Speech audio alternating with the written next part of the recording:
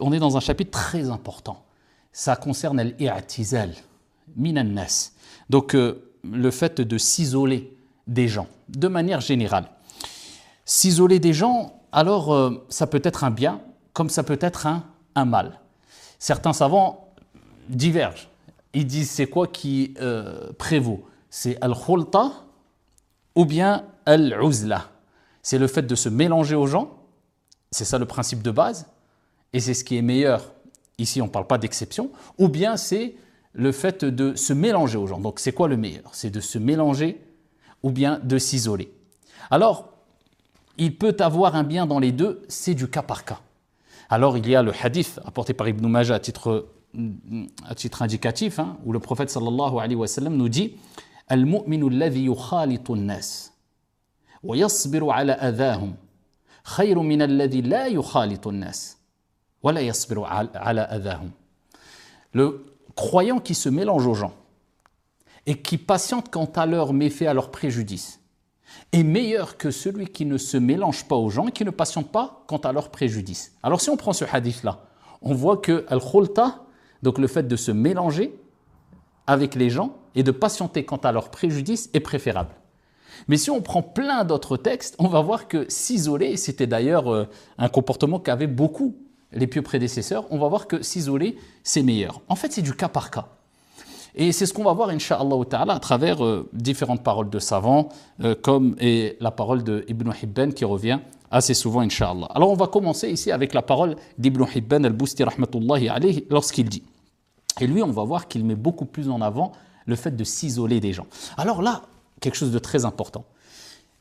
Ici, il va mettre plus en avant, lui, Ibn Hibban, le principe de base qui est il faut s'isoler des gens, c'est préférable. Attention, je ne parle pas de s'isoler complètement, vous allez comprendre.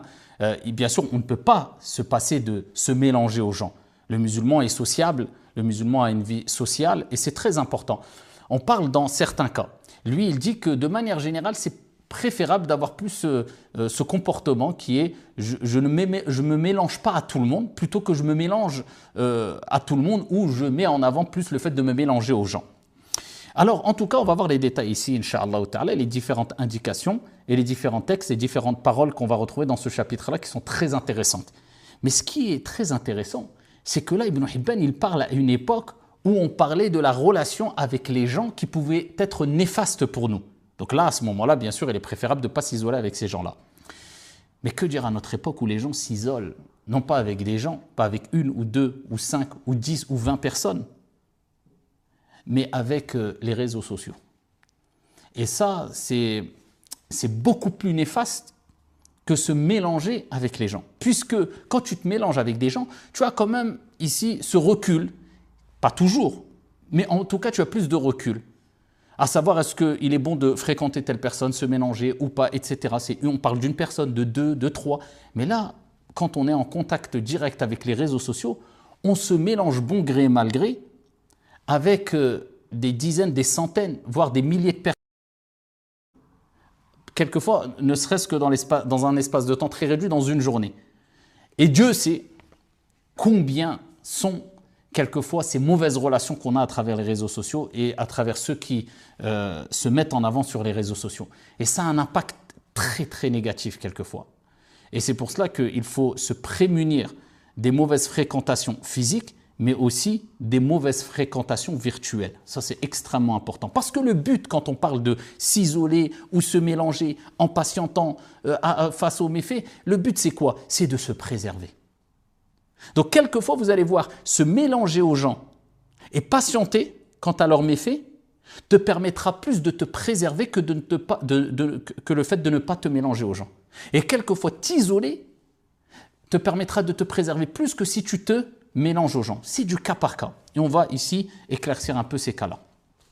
Alors, Ibn Hibban, rahmatullahi alayhi, il nous dit une parole très importante. Il dit, une personne sensée, donc on parle toujours de al-uqala, d'accord, les gens doués de raison, les gens sensés.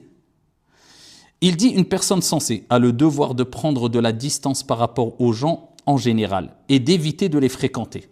Alors, vous voyez, lui met plus en avant que le principe de base qui est, à la base, on évite de trop se mélanger aux gens. C'est mieux. Et de toute manière, vous savez que plus tu as des fréquentations, plus tu te mélanges aux gens, et plus bon gré mal gré tu rentres dans des histoires. Et ton cerveau, eh bien, va manquer de concentration sur ce qui est primordial et essentiel. Pourquoi? Parce que forcément, tu vas entendre des histoires, on va te rapporter des soucis, on va te rapporter des problèmes. Donc, en fait, tu vas te préoccuper de telle chose, de tel problème à telle personne, de telle situation, et tu vas accumuler beaucoup d'informations, beaucoup de problèmes, et ça va impacter ici quant à la tranquillité de ton cœur et de ton âme. Donc, c'est pour ça que limiter les fréquentations, c'est toujours bien. Ça ne veut pas dire ne pas en avoir. Mais ici, faire la collection des amis et des fréquentations, ça n'a jamais été vu d'un bon œil, surtout chez les pieux prédécesseurs. Alors, moi, je suis quelqu'un de bien, regard social, parce que j'ai 1000 contacts sur mon téléphone. Regarde, j'ai tous les numéros, je connais tout le monde, masha'Allah. Et j'ai 50 amis, 50... Et on parle de relations. Comment, en fait, tu veux avoir une tranquillité d'esprit avec des centaines d'amis proches et de fréquentations? Il y a une différence entre avoir des fréquentations ici qui sont régulières et connaître du monde de manière générale. C'est deux choses différentes. Moi, je te parle de gens que tu fréquentes. Accumuler les amis, accumuler les fréquentations. Ici, ça pousse à perdre une certaine tranquillité d'esprit et une tranquillité de l'âme, bon gré, mal gré.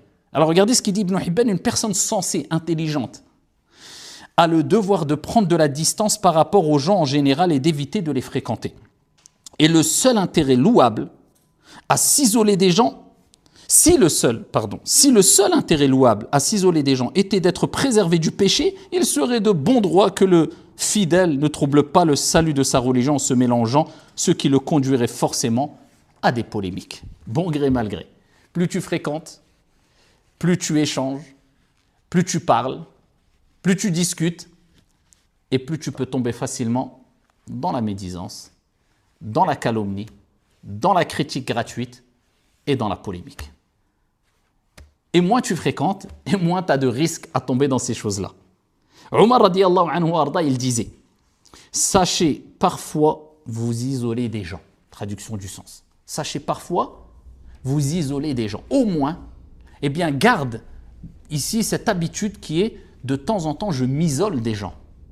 Je ne reste pas toujours à fréquenter tout le temps. Je n'ai pas cette khalwa, cette intimité, ce moment où je m'isole entre moi et Allah subhanahu wa ta'ala, surtout à notre époque, où on est dans une époque, aujourd'hui plus qu'hier, où c'est beaucoup « regardez-moi, je suis le meilleur, je connais, je vois, je veux attirer l'attention », jusqu'au prêcheur, jusqu'à l'imam, on est pris par cette vague quelquefois qui nous pousse à aimer le fait d'être mis en avant, de se mettre en avant et d'être toujours visible.